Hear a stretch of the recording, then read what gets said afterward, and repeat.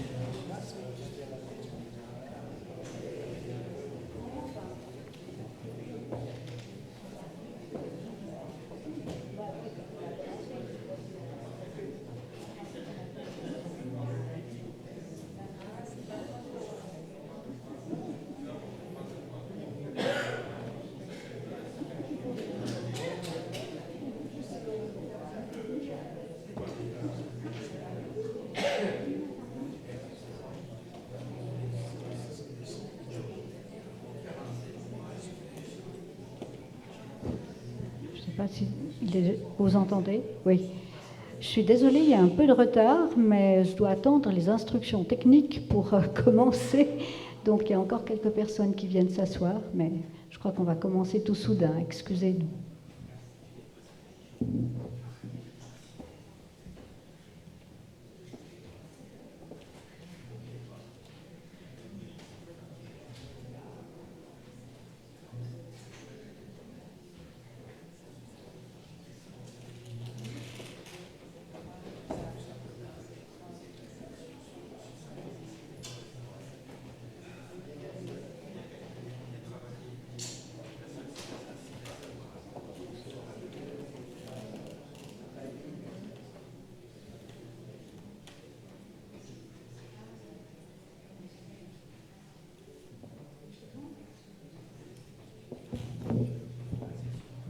Bien, on va commencer. Je vous souhaite à toutes et à tous la bienvenue ce soir pour cette conférence. Je souhaite également la bienvenue aux internautes qui peuvent nous suivre par Internet. Et j'ai le plaisir, donc, en qualité de présidente de la section des sciences morales et politiques, de vous présenter notre conférencier, Monsieur Daniel Warner, qui va donc nous parler d'un sujet extrêmement actuel, plus actuel, même changeant un peu à géométrie variable peut-être, les élections américaines 2020, avant, pendant et après. Daniel Warner, vous le connaissez sûrement pour la plupart d'entre vous, c'est un politologue très renommé, spécialiste des relations internationales. Il est né aux États-Unis dans une famille démocrate. Il suit les cours de la prestigieuse Horace Mann School à New York, puis étudie la philosophie et la religion à Humber College. Bien qu'en 1972, il obtienne une bourse pour la London School of Economics, les événements politiques internationaux l'obligent à modifier son programme et il s'engage comme enseignant dans une école à Harlem, puis décide de changer d'air. Il met le cap sur l'Europe et s'installe à Genève. Il reprend ses études en 1986 et publie ensuite sa thèse de doctorat consacrée à l'éthique de responsabilité dans les relations internationales, thèse couronnée par le prix de la Société académique de Genève. Daniel Warner s'est spécialisé en diplomatie multilatérale avec succès et a tissé un réseau à l'échelle mondiale. Ainsi, Daniel Warner a tous les atouts en main pour nous faire part de son analyse et ses prévisions sur les élections américaines 2020, avant, pendant et après. C'est avec grand plaisir, cher Daniel, que je te passe la parole.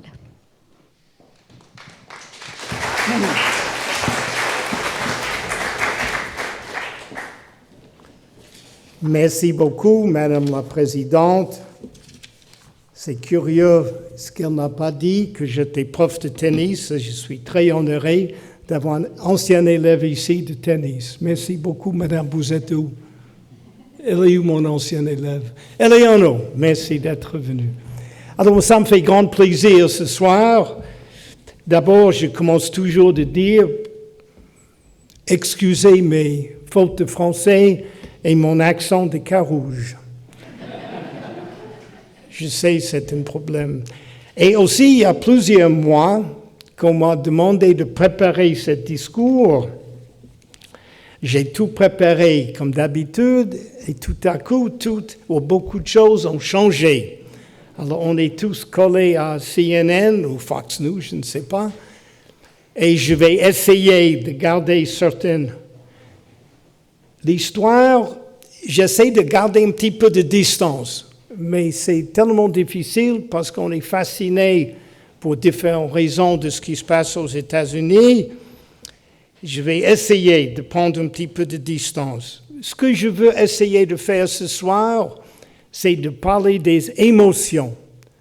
Et ce qui est difficile quand on parle d'émotions, c'est d'être analytique, scientifique et objective. Parce que pour moi, toute l'élection 2020 aux États-Unis est basée sur l'émotion de nostalgie. Alors, je ne suis pas psychologue, je ne sais pas comment les psychologues traitent ça, mais pour moi, M. Trump, bizarrement, est le candidat de nostalgie américaine. Nostalgie américaine pour les années après la Deuxième Guerre, 1945, peut-être jusqu'à 2001, certainement 1989 à 2001, et une sorte d'euphorie dans un monde unipolaire, dans un monde de hégémonie américaine. Et beaucoup de gens en Europe, pour vous, c'est le rêve américain. Quand je suis arrivé en Suisse, à Villars-sur-Glâne, en 1972, tout le monde voulait aller aux États-Unis. Et ils m'ont dit, vous êtes draft dodger, vous voulez faire la guerre, qu'est-ce que vous faites ici, monsieur? J'ai essayé d'expliquer que pendant 4 ans, 1 année dans le South Bronx, 3 années à Harlem, j'ai vu une autre Amérique que vous regardez dans les films de Hollywood. Tout le monde voulait aller à Harvard, tout le monde voulait travailler à New York. Je dis non, moi j'ai quitté.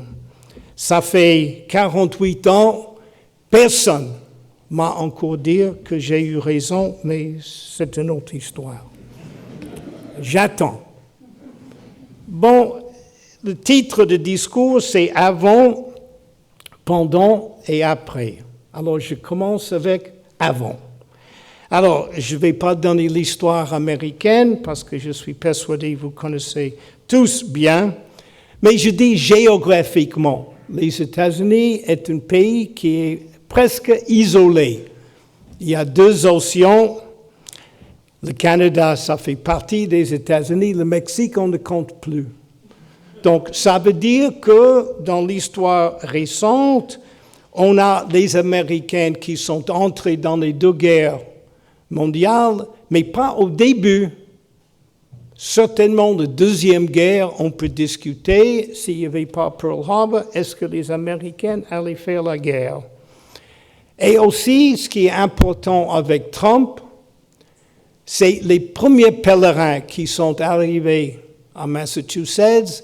Pour eux, c'était « the city on the hill ».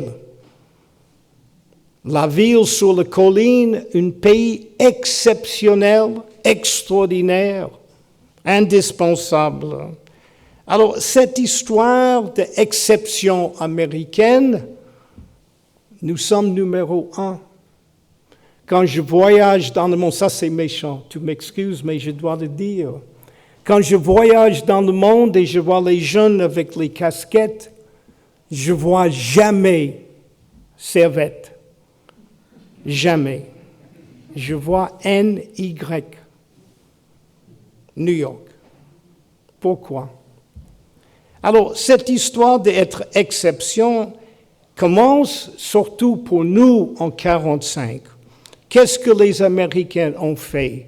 Ils ont créé un certain système, un ordre, la Banque mondiale, FMI, l'OTAN, l'ONU, et ici, si j'ose le dire, et j'ose, si ce n'était pas 3 fondations américaines, le Genève international n'est pas la même chose. Je ne parle pas de Woodrow Wilson, parce que maintenant on se rend compte que c'était un raciste. J'attends de voir le président Wilson Hotel, que quelqu'un va dire pourquoi à Princeton ils ont changé le nom de l'école à Princeton, de Woodrow Wilson School, parce qu'on dit maintenant, et on sait que c'était un raciste, bref. Il y avait 3 grandes fondations, Carnegie, Ford et Rockefeller, qui se sont installées ici, et grâce à ces fondations, que le Genève international vraiment s'est mis en marche.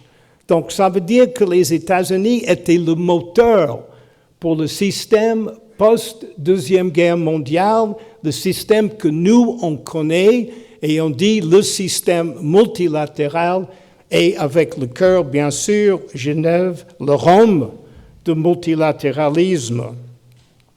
Donc, ça, c'est le système qui était en place. Alors, quelle est la situation? Je parle maintenant un petit peu géopolitique. Quel est le système maintenant? D'abord, dans le monde, on voit que les Chinois commencent de prendre de plus en plus de pouvoir. On voit le système multilatéral est en danger.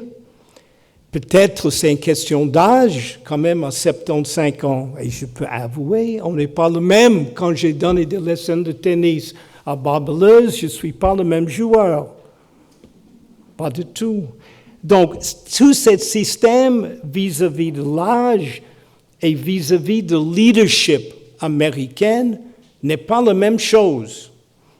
Et la question, est-ce que c'est la faute des Américains, c'est la faute de Trump, c'est la faute de l'âge, ou est-ce que c'est une question de technologie? Et je dois dire que tout le système étatique qui a été mis en place avec le traité de Westphalia en 1648, tout ce système vertical étatique est en danger. Et je fais référence à GAFA, Google, Amazon, Facebook, Apple. Je dis les individus comme Soros, Bill Gates, Zuckerberg, Bezos sont peut-être plus importants dans certaines situations que les États.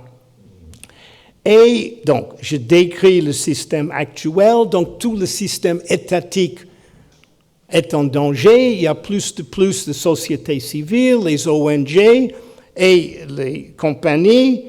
Mais où est-ce que les États-Unis dans ce système? Et on voit plusieurs constats. Des Américains, mes impôts que je déclare. Mes impôts payent pour la plus grande armée dans l'histoire du monde, plus que 700 milliards de dollars. Qu'est-ce que cet argent a fait? On voit que depuis la guerre de Corée, les États-Unis n'ont pas gagné une guerre. Et quand Trump dit « je vais arrêter toutes ces choses partout dans le monde », les gens disent « pourquoi on est en Afghanistan, pourquoi ici, pourquoi là-bas ?»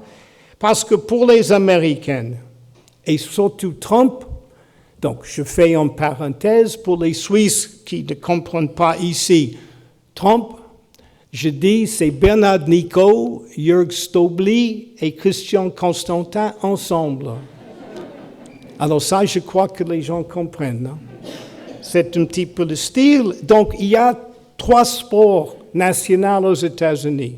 Le football américain, le basket et le baseball. Et les 3 sports ont quelque chose en commun. Il n'y a pas match nul. Ça fait 48 ans que j'habite en Suisse et il y a 2 mots que je ne peux pas comprendre. Intellectuel, oui, mais là je ne comprends pas. C'est neutralité et consensus. Aux États-Unis, on gagne ou on perd. Et Trump, le pire ce qu'il peut dire à quelqu'un, c'est un loser, c'est un perdant.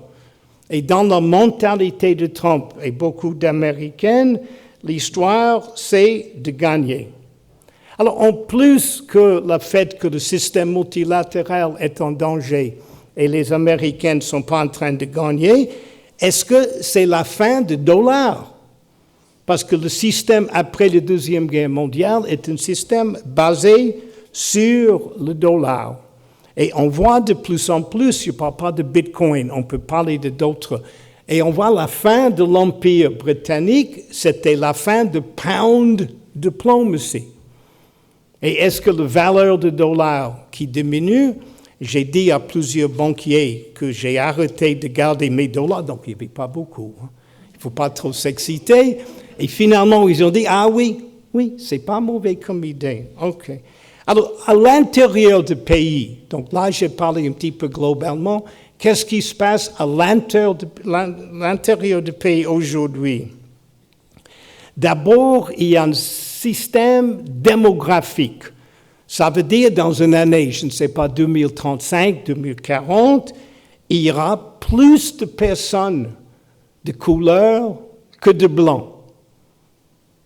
Et ça, c'est juste une statistique. Et si on voit l'animosité de Trump vis-à-vis d'Obama.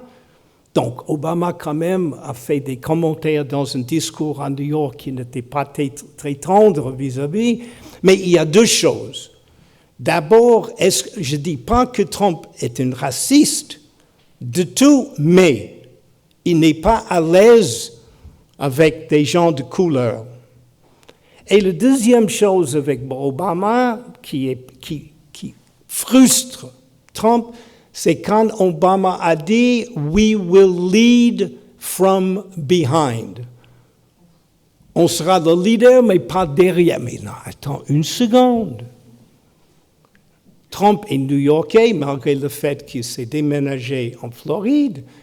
Pour lui, c'est numéro un. On n'est pas derrière quelqu'un d'autre. Et certainement pas quelqu'un de couleur. Donc, avec la situation aux États-Unis, on sent qu'il y a moins de puissance qu'il y avait avant.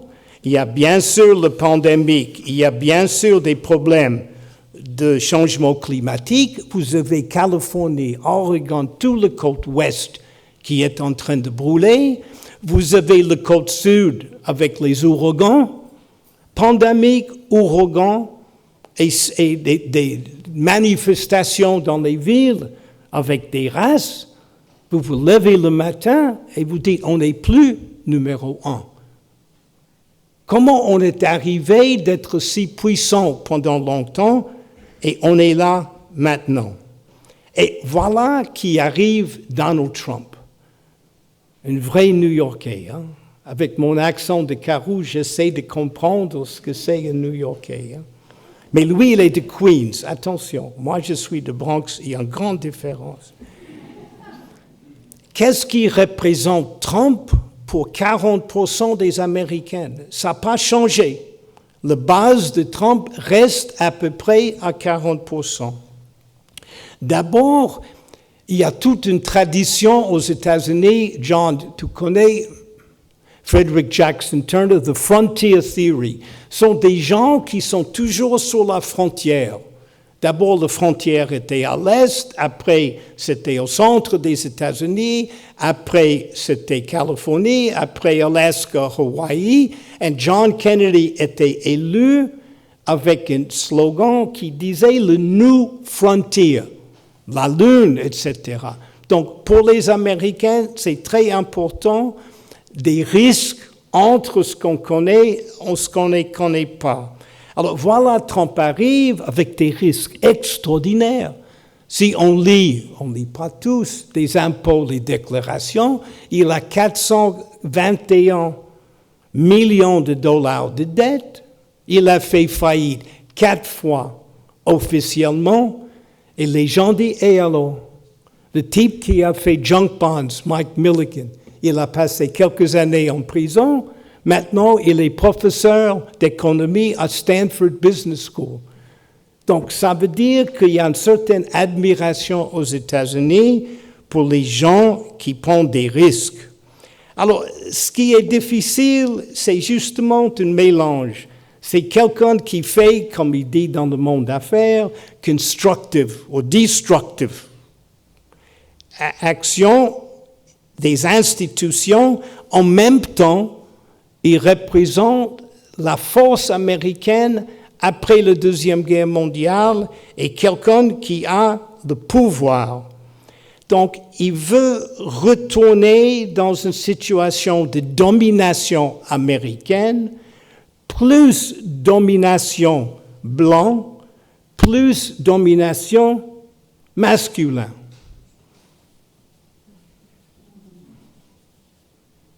Et cet alpha male est quelque chose que beaucoup d'Américains admirent. Alors, est-ce qu'il y a un problème qu'il a 70 ans? Et quand les gens me demandent comment vous pouvez avoir 2 candidats de 70 ans aux États-Unis, pour moi, ça fait un petit peu partie d'une certaine nostalgie pour une autre époque. Je fais une parenthèse, c'est intéressant ici à Genève de voir l'âge de Yvon Pictet et Klaus Schwab. Et où sont les prochaines générations? prochaine génération. Pourquoi les gens disent, ah Louis, c'est quand même quelqu'un avec l'expérience, quelqu'un comme ça. Donc, en même temps qu'on parle de changement de technologie, on parle de changement rapide dans beaucoup de choses, on cherche en même temps une certaine stabilité. Alors, pour moi, c'est la situation qui change tout le temps. J'essaie de prendre des distances. Je sais que 40%, c'est pour Trump, ça ne change pas. Après qu'il était malade, on dit maintenant que Biden est devant par 14%. Mais quand les gens me demandent qui va gagner, je dis, il y a 4 ans, j'ai eu tort, que tout le monde me rappelle.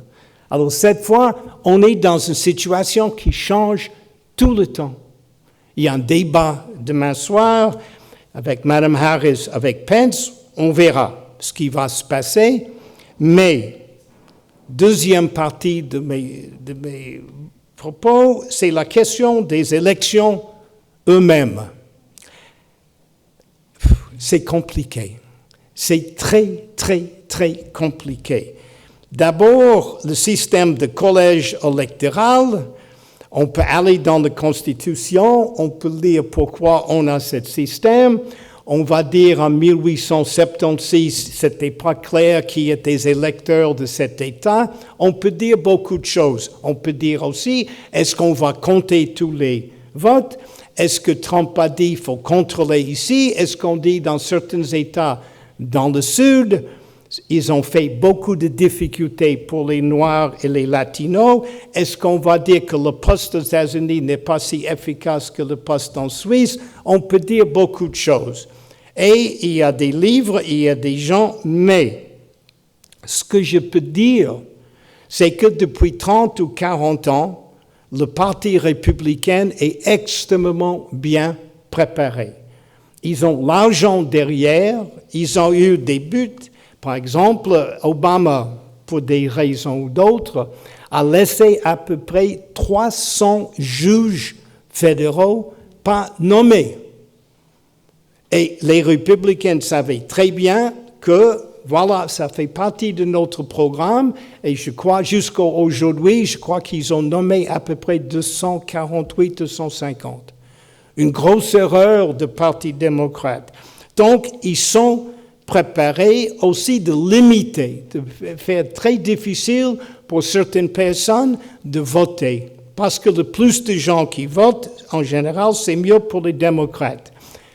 Madame Saïg était gentille, elle m'a dit « je suis démocrate », elle n'a pas dit c'était avec une majuscule ou une minuscule. Je suis certainement démocrate minuscule, plus que l'autre peut-être. Donc, il y a des démocrates. Il y a un projet qui s'appelle The Transitional Integrity Project et le parti de Biden qui commence à préparer, si des républicains font ça, nous, on va faire ça. Mais ça va finir en tribunal. On sait que sur la Constitution, le 8 décembre, des grands électeurs doivent voter. Le 14 décembre, tous les électeurs sont mis ensemble les votes. La première semaine de janvier, le Congrès lit les résultats. Et le 20 janvier, il y a un changement de pouvoir. Est-ce que ça peut changer? Donc, dans la Constitution, le Congrès peut changer certaines dates. Mais comme on a vu avec Gore et Bush en 2000, ça peut aller jusqu'au tribunal suprême. Si ça va au tribunal suprême et le juge que M. Trump a nommé passe le Congrès, c'est 6-3. Et à mon avis, ça va commencer dans les États, il y aura des procès dans presque chaque État, et après, ça sera compliqué. Mais il y a un deuxième problème vis-à-vis des élections. Il y a un professeur à mon université, je n'ai jamais suivi le cours avec Lawrence Douglas, qui a écrit un livre « Est-ce qu'il va partir s'il perd ?» Et Trump a dit « Est-ce que vous allez partir si éventuellement vous perdez ?» Il a dit « Ça dépend. Alors ça dépend de quoi. Si lui-même, il juge que les élections étaient justes et pas faux. Alors à un moment donné, quand il dit « je ne sais pas si je vais partir », il faut poser la question « pourquoi ?» Et il y a une raison qui est très simple. D'abord, Trump, on a pris, grâce au New York Times, à 241 millions de dettes personnelles. Ça veut dire que est-ce qu'il a l'immunité d'être président vis-à-vis toutes ses dettes? Deuxièmement, il y a un grand procureur à New York, Cyrus Vance Jr., et il attend le jour que Trump n'est plus président, il a une liste de choses de dire, il sera en prison. Alors, Trump dit, donc c'est son ego qui est difficile de mesurer, il dit que je ne suis pas sûr que si je ne suis pas président, je vais partir. Alors, est-ce qu'on est dans une situation si fragile dans un pays qui a eu des élections chaque 4 ans depuis le XVIIIe siècle? Et la réponse est oui, absolument. Alors, des élections, j'imagine, vous avez des questions, on peut après discuter, c'est très, très compliqué. Moi, j'ai voté, parce que pour les Américains qui habitent à l'étranger, le problème, c'est qu'on vote dans notre dernière résidence aux États-Unis. Donc, moi, je vote à New York, dans l'État de New York. Mais dans les autres États, il y aura des problèmes avec des bulletins de vote, même à l'intérieur des États-Unis. Alors, ce que j'aimerais parler maintenant, c'est after. C'est après, parce qu'il faut toujours prendre un petit peu de distance. Tout ça, tout le monde est fasciné, mais quand même, essayez de prendre des distances analytiques. Comme j'ai dit, les États-Unis étaient le leader du système multilatéral depuis la Deuxième Guerre. Et en 4 ans, donc déjà sous Obama, leading from behind, ce n'était pas le même dynamisme. Qu'est-ce que Trump a fait en 3 ans et demi, presque 4 ans? Il a suspendu ou arrêté la participation des Américains. Human Rights Council, l'UNESCO, OMS, l'accord avec l'Iran sur les armes, OMC complètement bloqué, et il a dit pourquoi on paye pour l'OTAN. Ça veut dire que dans tout ce système international, il revient à un Américain avant vraiment la Première Guerre mondiale, avant la Deuxième Guerre mondiale. On va rester à la maison. Pourquoi on dépense l'argent pour les autres? Qu'est-ce qu'ils font pour moi? Qui est une question qui n'est pas toujours facile. Alors, la question qui se pose, c'est la question de résilience. C'est ça, résilience. Est-ce que les États-Unis peuvent revenir? Et en posant cette question, est-ce que le système post-Deuxième Guerre mondiale peut être mis en place comme c'était avant? Ou est-ce qu'on est en train de regarder la fin de l'Empire, qui n'a pas duré un siècle, comme la fin de Rome, Pays-Bas, Espagne, France, etc. Et dans un livre de 623 pages, Paul Kennedy a écrit il y a longtemps The Rise and Fall of Empires, la montée et descente des empires, et la dernière partie qui est tout petit, c'est sur les États-Unis. Est-ce qu'on est en train de voir la fin de l'époque américaine? Si on dit non, on garde les dollars. Si on dit oui, qu'est-ce qu'il faut faire? Et même, je dis, donc, si Trump gagne, c'est probable, qu'est-ce que Biden va faire comme président? C'est ça qui est intéressant. Il va faire quoi? Il va hériter un pays où il y a énormément de dettes. Je suis sûr qu'il y a des gens ici qui comprennent mieux l'économie que moi, mais les photocopieuses travaillent. Et les républicains étaient toujours ceux qui étaient contre les dettes, mais les dettes américaines, c'est immense. immense. Donc, quand le système marche avec le dollar, peut-être ça va. Mais si on regarde combien de dollars possède la Chine, il faut poser les questions, est-ce qu'un système peut être basé avec une monnaie à un pays qui a cette dette? Première chose.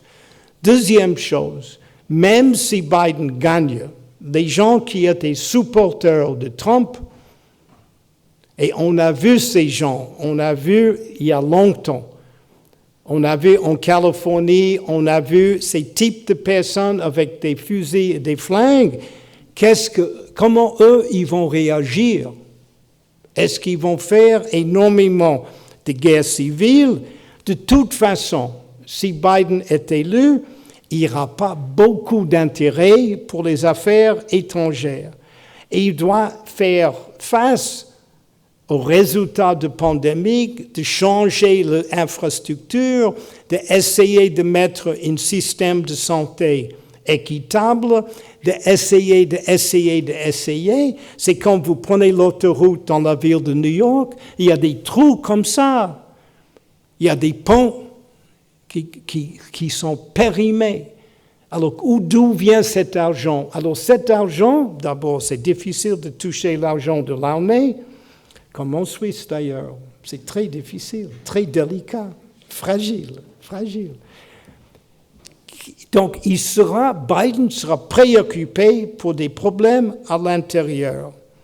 Et avec la question de technologie, est-ce que vraiment le gouvernement américain est si important que c'était avant? Et je reviens sur l'histoire du système de Westphalia, 1648. Est-ce que tout ce système, avec le privé maintenant, qui prend de plus en plus, est-ce que toute cette époque inclut les Américains, inclut le vertical leadership, est-ce que c'est fini aussi? Alors, quelques conclusions, parce que je suis sûr qu'il y aura des très bonnes questions. Première grande question, c'est pour l'avenir. Je ne parle pas des États-Unis, je parle en général. Il y a un système hybride où il y a des États, on paie les impôts, ils font certaines choses, comme la police, comme ramasser les ordures, mais de l'autre côté, on a de plus en plus le privé.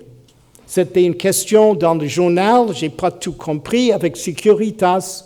Est-ce que Securitas peut travailler pour l'État? Donc, on a un petit peu les deux choses en même temps. Si, par exemple, on prend Bill Gates vis-à-vis de l'OMS, l'OMS a un budget à peu près de 4 milliards par année. La Fondation Gates a 56 milliards. Si Bill vient à Genève, il dit « Ah, ça m'intéresse de faire ça, je vous donne l'argent », il a un pouvoir énorme.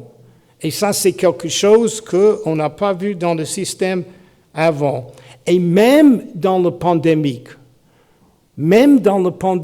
on a certaines compagnies qui étaient responsables de fabriquer les masques. On a vu, on est dépendant de compagnies vis-à-vis de trouver un vaccin.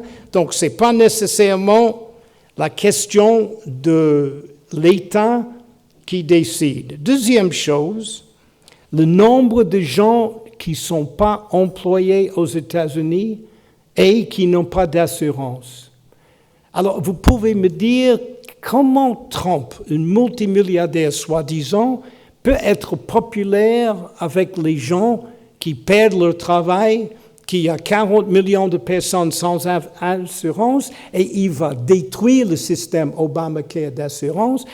La question, c'est le rêve américain, parce qu'eux-mêmes croient qu'ils ne sont pas milliardaires, c'est leur faute. Ce n'est pas le système, et le pire que Trump peut dire contre Biden, c'est qu'il est socialiste. Les Américains n'ont jamais compris la fin de l'Union soviétique et le système socialiste communiste. Et pour eux, les pays nordiques, tous les pays socialistes, c'est contre le capitalisme et c'est contre l'individualisme qui est extrêmement américain. L'homme de frontière, comme Trump, et l'idéal. Et quand il dit que Biden, c'est un socialiste radical, c'est le pire qu'il peut dire. Aussi, est-ce qu'on peut continuer de faire l'argent à gogo? Et à un moment donné, le système doit dire qu'est-ce qu'il y a derrière tout ça. Et derrière l'argent, il y a une certaine confiance dans le peuple. Si le peuple n'a plus confiance, ils vont dans Bitcoin, ils vont acheter des autres, par exemple les francs suisses, avec plus de sécurité. Mais tout ce que j'ai dit jusqu'au maintenant montre que le système est en train de changer et il y a un manque de ce que j'appelle pouvoir. Il y a un vide de pouvoir dans le système. Qu'est-ce que ça amène? Pour les pays comme la Suisse, pour l'Europe, il ne peut plus compter pour les Américains. S'il y a une guerre, s'il y a une invasion, s'il y a quelque chose de dramatique, on ne va pas téléphoner à Washington pour dire « aidez-nous ». Parce que Trump qui a dit « je reste à la maison, qu'est-ce que vous faites pour moi? C'est moi qui ai payé pour l'OTAN, c'est moi qui ai payé pour ça. Pourquoi je continue à payer pour ça? » Alors, par contre, si les alliés, soi-disant les amis, je dis toujours, pas moi, je suis citoyen Carouge, les Américains comme pays, les États-Unis, n'ont jamais des amis. Ils n'ont que des intérêts. Et là, les Kurdes ont bien compris. Hein. Au moment donné, loin à la maison, qu'est-ce que vous faites pour nous? Donc, si les alliés ont des doutes, est-ce que Biden, juste tout de suite, peut dire « je suis là, c'est comme en avant, je ne suis pas sûr ». Et en même temps que tout le monde est fasciné par Trump, il y a des autres pays qui réagissent. Qu'est-ce que ça veut dire? On voit la Russie, on ne parle plus de Crimée, on a changé les frontières d'une région de l'Ukraine, il fait partie de la Russie. Est-ce que quelqu'un dit comment ils ont fait ça? Est-ce que c'est légal? Pourquoi on ne fait pas un procès? On voit l'Ukraine dans l'est de l'Ukraine. Est-ce qu'on dit quelque chose? Qu'est-ce qu'il dit contre les Russes vis-à-vis de l'interférence dans les élections américaines, si c'est vrai? Donc, ça veut dire que les Russes, et c'est normal, s'il y a un vide, eux, ils ont leurs intérêts et ils vont réagir. La Turquie, Azerbaïdjan, Nagorno-Karabakh, pourquoi pas? Est-ce que les Américains vont défendre l'Arménie? La deuxième plus grande ville de l'Arménie, c'est Los Angeles. Il y a beaucoup d'Arméniens qui disent, mais attendez, vous laissez la Turquie, Azerbaïdjan, en Nagorno-Karabakh, qu'est-ce que vous faites pour l'Arménie? Qu'est-ce que Biden, il va s'intéresser à ça? Turquie, la même chose en Syrie et ailleurs, on ne dit rien. Et finalement, la Chine. Trump a dit, je suis le plus fort, je vais montrer, etc. Il n'y a pas d'accord sur libre-échange. Taïwan, il dit quoi? Hong Kong, il dit quoi? South China Sea. Donc, ça veut dire que Biden va hériter toute cette situation où il y a un vide avec tous ces problèmes à l'intérieur des États-Unis. Alors, ce que je veux dire, c'est que le système géopolitique est plus que les émotions. Pendant qu'on est tous fascinés par Trump, parce que c'est fascinant tout ça. C'est mieux que l'histoire de Maudet à Genève. Hein? C'est quand même... Ou le PC Club, là. OK, Wilson? Non, attends. Le monde continue. Et la question, c'est que vous avez ça et ça, et vous ne pouvez pas revenir en arrière parce qu'il y a des choses qui continuent malgré cette fascination. Trump, il prend tout l'oxygène. Chaque page, première page, New York Times, CNN, Trump. Il adore ça. Il veut ça. Mais le système, nos vies, il y a le problème du climat, il y a la pandémie, il y a des choses qui brûlent, Il y a les problèmes d'inégalité aux États-Unis quand vous avez 44 millions de personnes sans assurance, des millions de personnes qui perdent leur travail. Et on parle de quoi? Est-ce qu'il a un scan de ses poumons? Donc, on perd un petit peu cette vision. Et je dis que si Biden gagne, il aura énormément de choses à faire. Et même les États-Unis, je ne vois pas certaines personnes ont une nostalgie. Moi, j'ai une grande nostalgie, mais c'est pour mon équipe de baseball. Parce que nous sommes numéro 1. Et on va gagner ce soir parce qu'on a gagné hier soir. C'est important. Mais autrement, de regarder Trump et des élections, il faut toujours dire, même s'il perd, même s'il est prison, la fête, etc., qu'est-ce que Biden va faire? Et comment les États-Unis vont se positionner dans un monde en mutation. Et ça, c'est vraiment la question. Et quand il y a des débats, comme le premier débat, ce qui est vraiment triste, c'est qu'il y a tellement d'émotions, il y a tellement de haine, il y a tellement de personnalités qu'on ne parle pas de certaines situations qui sont dramatiques, qui sont importantes pour tout le monde. Et on perd ça dans les guerres de personnalités.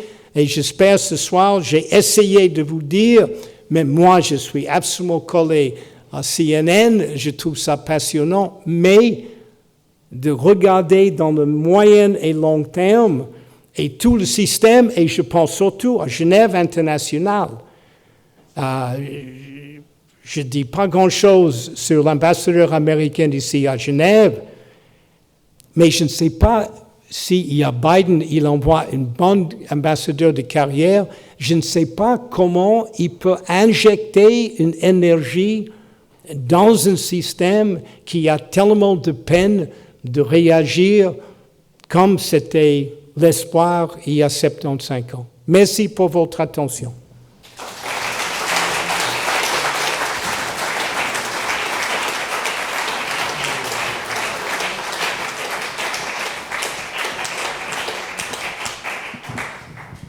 Merci beaucoup, Daniel Warner. L'exercice n'était pas facile et je trouve que vous avez su nous faire des nuances dans vraiment un très large horizon antérieur et le futur.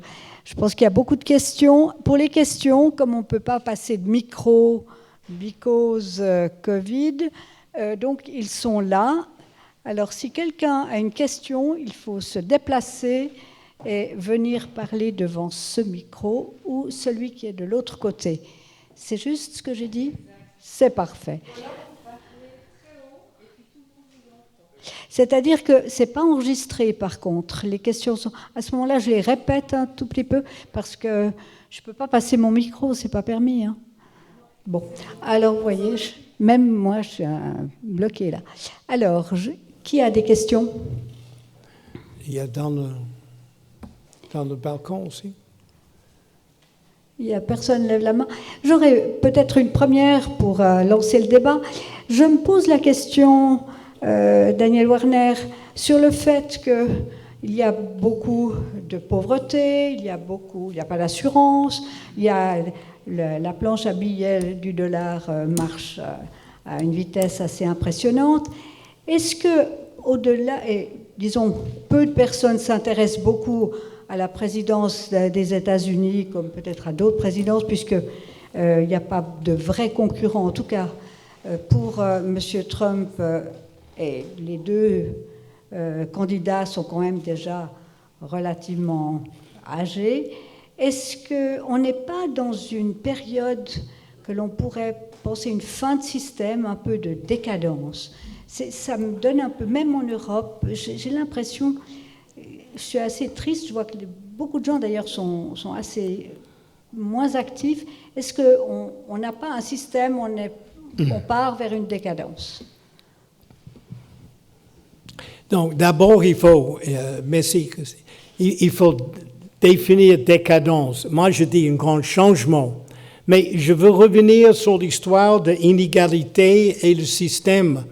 Et quand j'ai conclu avec l'histoire des hybrides, quand les gens me demandent pourquoi les deux candidats ont 70 ans? Donc ça me vexe parce que, oui, bon, pour des raisons évidentes, on n'aime pas d'être appelé un vieux schnock, hein? Anne, hein? C'est pas drôle, hein? J'utilise un exemple et je reviens à Genève, ok? Mon école privée à Genève, c'était pas un internat. Juste pendant la journée, j'étais boursier partout. Hein? Maintenant, c'est 53 000 $. 53 000 $ à partir de 4 ans. 4 ans à 18 ans. 14 ans, 53 000. L'université où j'ai assisté à côté de madame, 75 000 $. 4 ans, premier diplôme. Alors faites le calcul, 14 ans, 53, 4 ans, 75. Wow. Wow. Alors, je viens à Genève, pour donner un exemple. Tout le monde, ou beaucoup de gens, va avoir le villa à Chambézy, Colonie, et un petit chalet Verbier, Stade. Qui veut faire le politique, je m'excuse, sauf des mégalomanies. Ça coûte cher, même s'ils sont bien payés. Le Conseil d'État, il faut arriver. Mais ce n'est pas la même chose, c'est très lourd. Il faut avoir des séances, il faut avoir des questions, des parlementaires, des députés. C'est embêtant. Moi, je veux faire une start-up. J'ai 2-3 copains, on va à Silicon Valley. Boum, boum, boum, boum, boum. En 6 mois, on a une idée, on fait IPO, on a l'argent, il y a de l'action. Alors, qui veut faire le politique? Et si on fait le tour de politiciens, ce n'est pas les hommes d'État ou des femmes, on parle de politiciens, on ne voit pas cette énergie. On a une femme à New York et aussi, là, ça va. Mais elle était serveuse dans un bistrot, donc on verra combien de temps ça va durer. Mais ce n'est pas intéressant de faire la politique. Ce n'est pas intéressant de faire la diplomatie. À une certaine époque, c'était une grande aventure d'être un ambassadeur suisse ou un ambassadeur américain. L'ambassadeur américain ici à Genève, ce n'est pas quelqu'un de diplomate de carrière. Donc, on n'est pas dans le même milieu et le privé maintenant est beaucoup plus impressionnant, d'abord financièrement et au point de vue de prestige. Si vous dites, je veux faire l'examen d'être un diplomate suisse, ah bon, vous n'avez pas accepté dans une banque. Ce n'est pas la même chose. Et on est dans un monde de technologie aussi. Il y a des inventions, il y a énormément de créativité. Par contre, de rester là-bas pendant 20 ans, de discuter avec le Maroc et l'Algérie sur le Sahara occidental, c'est pas très sexy, franchement. Donc, c'est une autre mentalité. Et quand Christine dit que c'est une question, de décadence, je n'utilise pas le mot décadence. Je dis que c'est des grands changements par technologie et aussi dans la mentalité. On a moins de patience. On a moins de subtilité pour attendre. On veut des résultats et on veut voir les changements beaucoup plus rapides, ce qu'on appelle une accélération du temps. Et si ça c'est une décadence, oui, c'est un grand changement. Oui.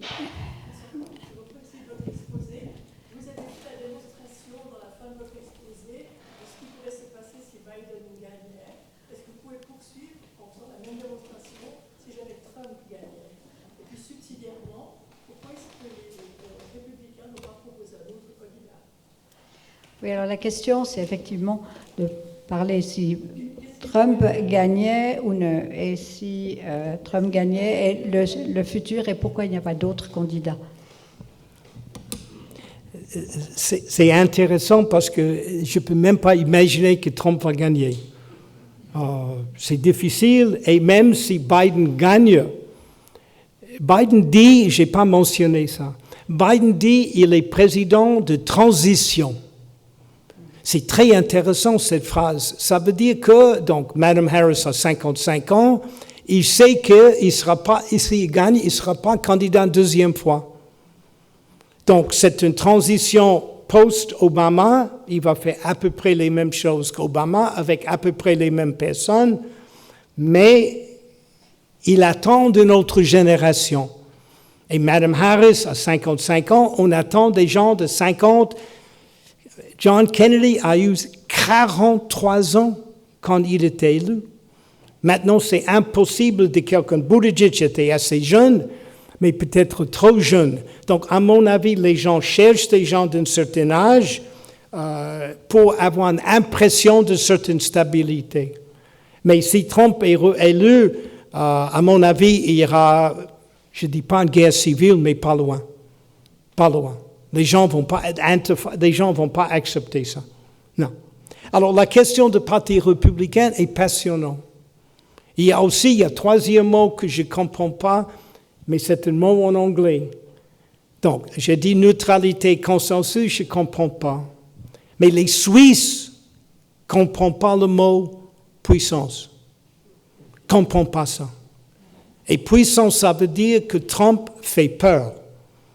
Et quand une républicaine comme Mitt Romney a dit « je vais voter pour, je vote pour impeachment ou quelque chose », il y a toute une machine derrière qui fait campagne contre lui, il est dénigré, il est vraiment out. Alors, ce qui est intéressant, c'est que tout le monde attend que les gens dans le Parti républicain disent à Trump « arrêtez de faire les tweets pareils. Vous ne pouvez pas faire ça. » Et ce que les gens ne comprennent pas, c'est que Trump fait ce qu'il veut, à un niveau que vous, en Suisse, ne pouvez pas imaginer. Dans l'époque de Joe McCarthy, qui était aussi un fou, dans un sens, il y avait un moment à la télévision, il y avait quelque chose avec une jeune, et l'avocat de jeune a dit à McCarthy, sur la télé, vous n'avez pas honte. Et à ce moment-là, tout le ballon de l'époque de McCarthy, anti-communiste, était fini, juste avec ce mot.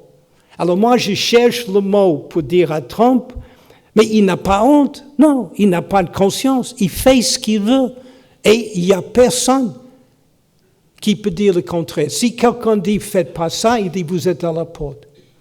Personne. Et tous les républicains qui ont le droit dans le Sénat de dire « non, non, on ne vote pas comme ça », chaque fois, c'est lui qui dirige. Et c'est là que beaucoup de gens disent « ce n'est pas uniquement la question de fin de démocratie avec une minuscule, mais c'est vraiment la fin du Parti républicain. » Parce qu'il n'est pas républicain, il était démocrate, ils sont fous de parti. Tout ce qu'il veut, c'est le pouvoir pour lui-même, et les républicains ont tout accepté. Et ça, c'est dramatique. Parce que le Parti républicain traditionnel, avec les Bush, etc., il n'y avait pas les dettes, il n'y avait pas ça, il n'y avait pas ça, et pas ça. Il n'est pas une vraie conservative républicaine. D'autres questions, madame? Est-ce que vous ressentez que la jeunesse, particulièrement la jeunesse blanche, pourrait faire la différence en allant voter un simple blanc? Est-ce que vous ressentez que la jeunesse blanche pourrait faire la différence en allant voter? Bon, il y a encore le système des grands électeurs aussi. Oui.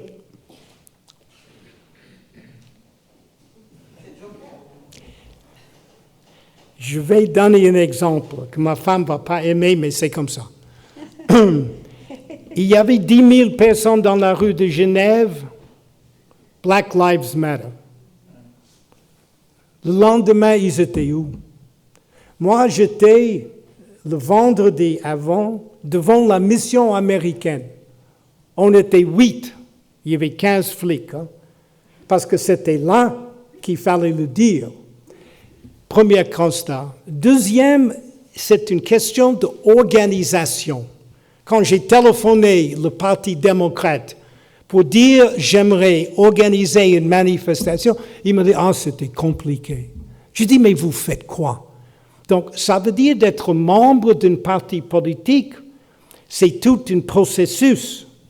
Et les jeunes, derrière leur est-ce qu'ils comprennent le système politique? Est-ce qu'ils comprennent, et je dis quelque chose, je lance une fleur à Biden.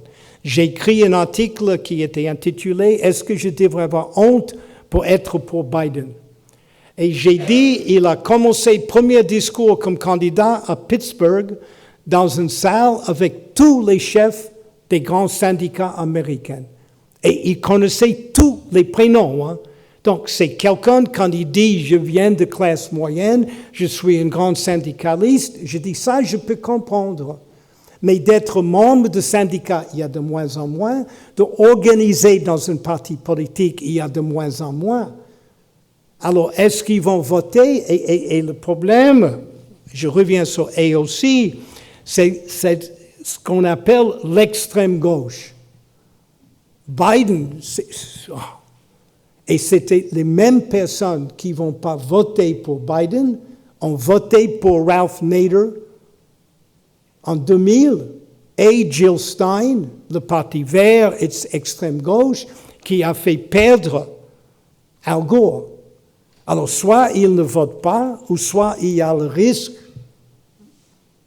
qu'ils vont voter pour un autre type de candidat. Et même parmi les Noirs, que Michelle Obama vient de donner un discours mais extraordinaire sur YouTube, même parmi les Noirs, ils regardent, il y a une différence entre ce qu'appellent les Noirs activistes et les Noirs qui sont un petit peu comme Obama, etc., ou Reverend Al Sharpton, qui sont dans un certain système.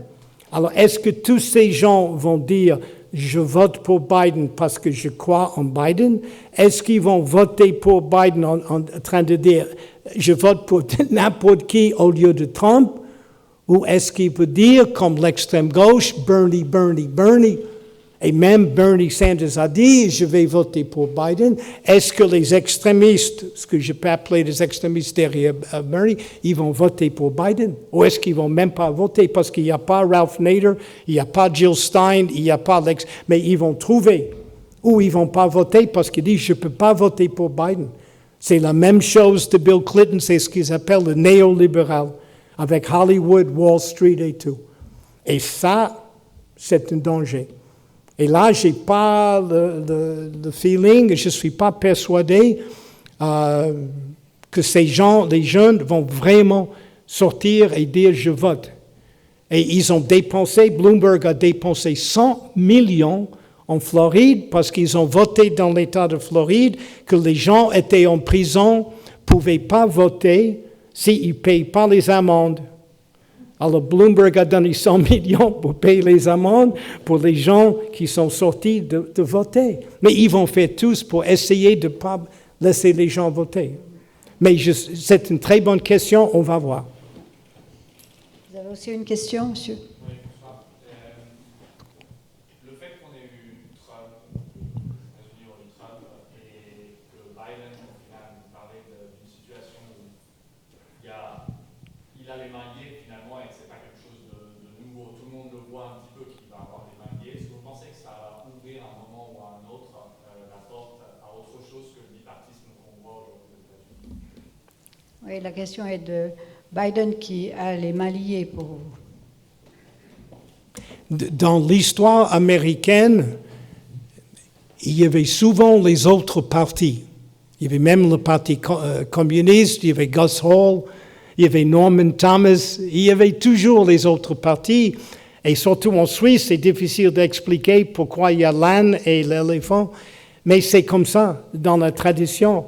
Et le problème, c'est que même les républicains qui sont très riches, très bien organisés, ils donnent l'argent au Parti vert dans certains États pour avoir les gens voter le vert au lieu de voter pour Biden.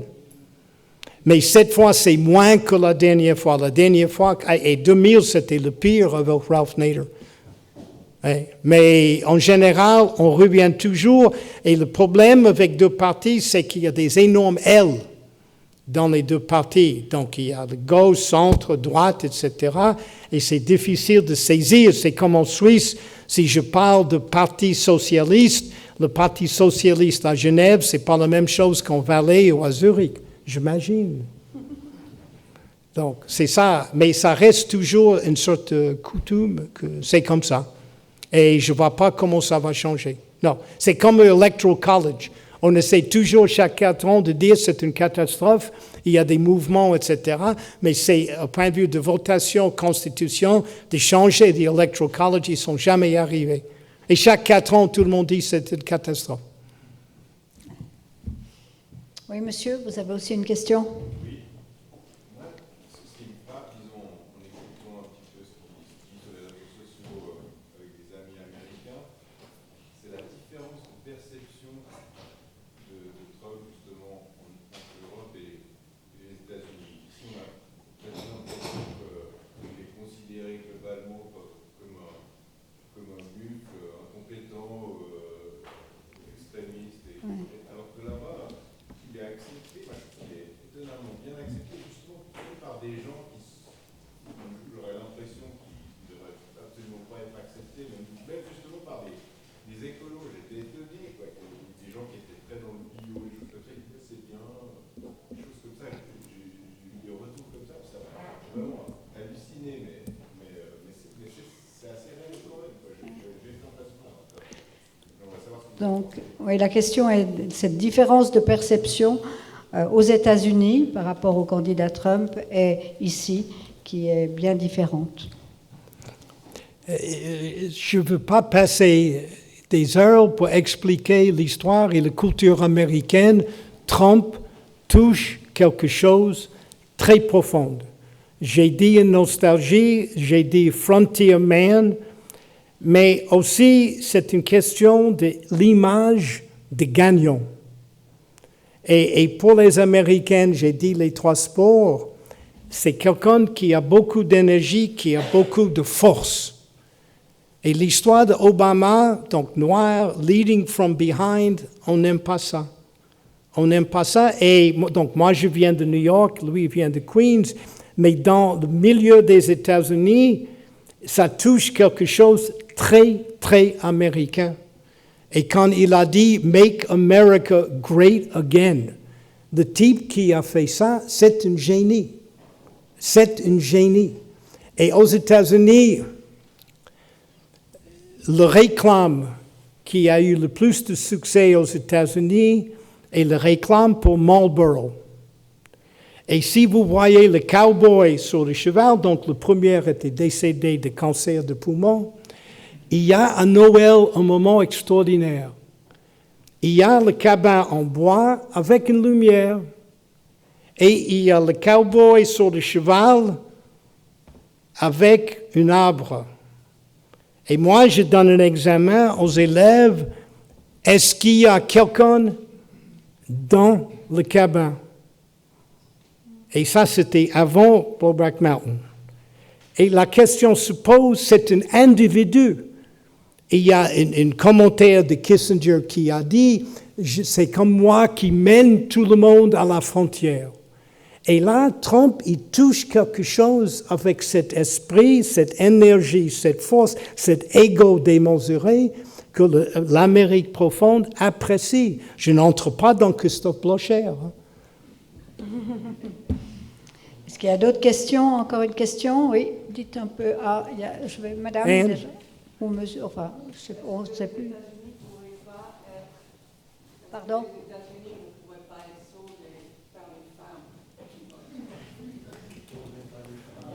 Ah voilà, le pouvoir des femmes votantes.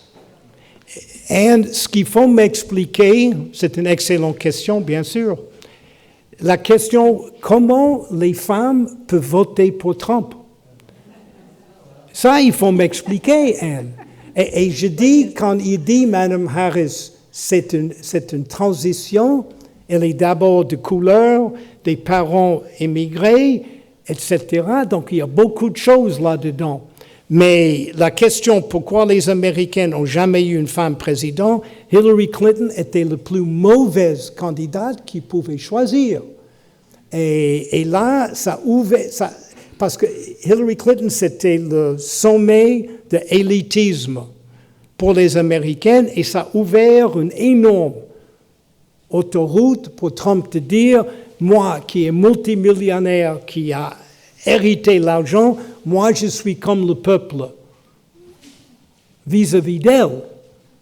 Mais là, il y avait des autres candidats, on va voir. Mais je trouve que ça sera intéressant de voir si Biden gagne, si Mme Harris sera le prochain président des États-Unis. Mais c'est le moment. Hein? Oui, non, on est d'accord. Hein? Oui. Oui, je crois qu'il y avait encore une question, 2 questions. Alors, je vous laisse, monsieur. Est-ce que vous pensez que si les démocrates prennent le contrôle du Sénat, ils oseront se débarrasser du filibuster? Oui, c'est une question technique. Ce qui est envisagé, c'est que les démocrates peuvent gagner assez de place dans le Sénat si Biden gagne, pour contrôler les 2 chambres plus le président. Et là, ça sera intéressant de voir qu'est-ce qu'ils vont faire pour garantir une certaine stabilité après et d'être sûr que certaines lois, certaines Roe versus Wade vis-à-vis de l'avortement, d'autres choses, on ne peut pas changer.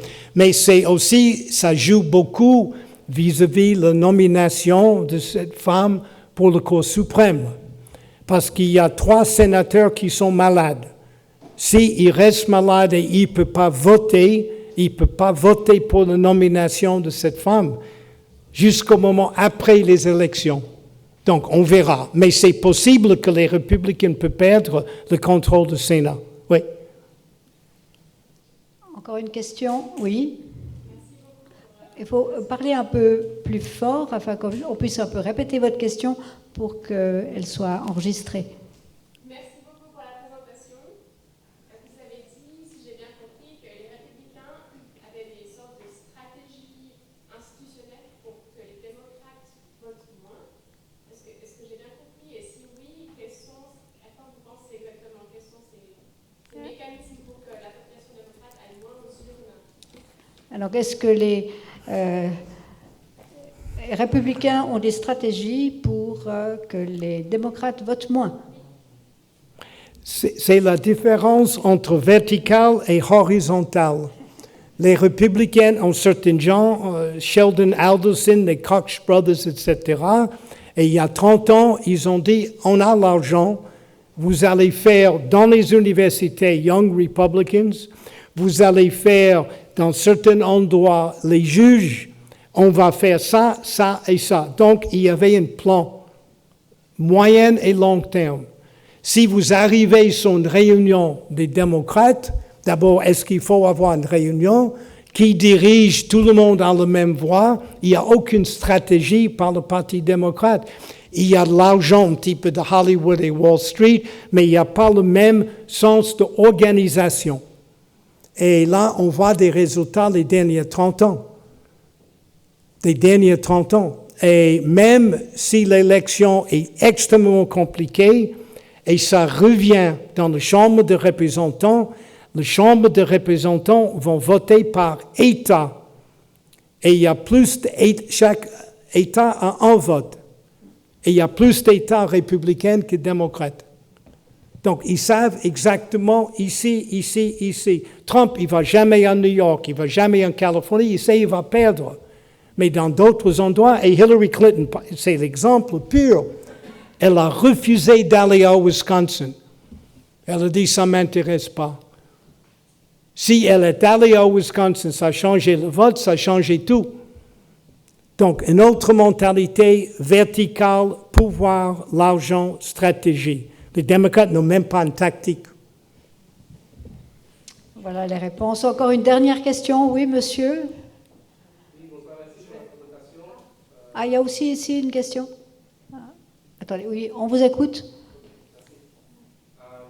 Je suis Dominicain New-Yorkais et j'habitais avant à Corona Avenue, Queens. Et j'ai une question pour vous, en tant que New-Yorkais. Est-ce que cette élection anti-Bernie Sanders, c'est Trump versus la démocratie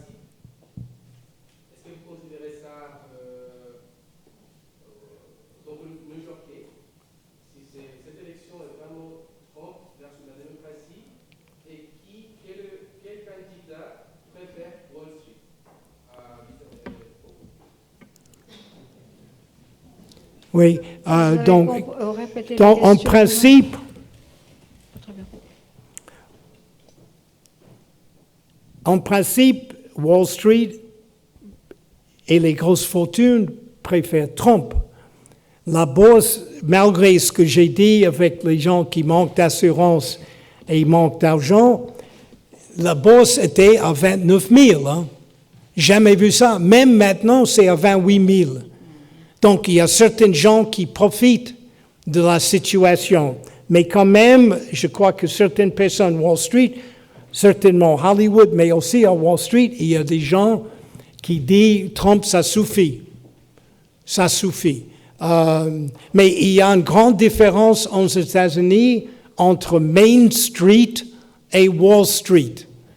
Et même Biden n'est pas, il dit qu'il est classe moyenne, Pittsburgh syndicaliste, mais même pour certains de l'extrême gauche, c'est à peu près la même chose que Clinton et Obama.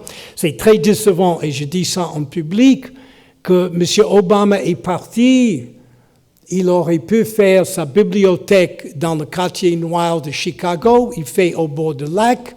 Il a une maison de 8 millions à Martha's Vineyard. Donc, ce n'est pas vraiment un exemple de classe moyenne. Ce n'est pas Harry Truman ou une certaine tradition américaine. Clinton aussi, grosse fortune après. 250 000 pour un discours, je ne demande pas autant. Mais quand même. Donc, Main Street cherche toujours quelque chose et Trump a réduit les impôts pour les grosses fortunes. Et pourquoi les Américains acceptent ça, c'est un grand mystère. Ouais. Bien, est-ce que vous avez encore des questions? Je crois que je ne vois plus personne. Bien. Alors, je vous remercie infiniment, Daniel Warner, de cet exposé extrêmement nuancé avec vraiment un large horizon antérieur, postérieur, c'est formidable. Et merci pour les questions. Et j'espère qu'on va suivre encore avec beaucoup d'intérêt les derniers moments de cette campagne américaine, USA. Alors, je vous souhaite... Merci beaucoup.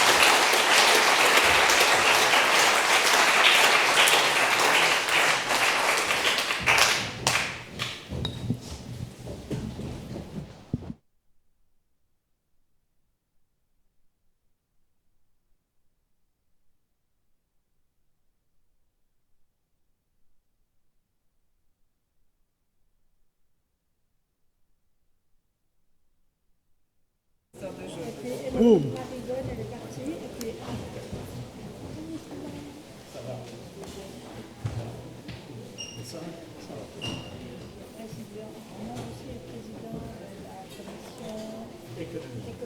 Ah, bien.